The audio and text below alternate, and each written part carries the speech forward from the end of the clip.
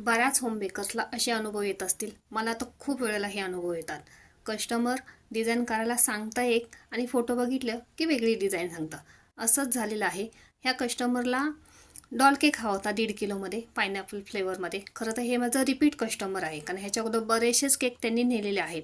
म्हणून डॉल केकचे मी त्यांना फोटो वगैरे दाखवले, पण ते म्हटले अजून काही फोटो असतील तर तेही दाखवा.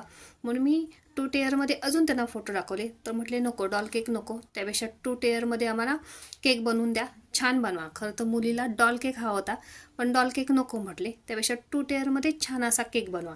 म्हणून मी इथे 1.5 किलोमध्ये 2 टेअरचा केक बनवून घेतलेला आहे. वरती टॉपला सगळीकडे फ्लावर्स काढलेले आहेत आणि साईडने स्टार नोझलने डिझाईन काढून घेतलेली आहे.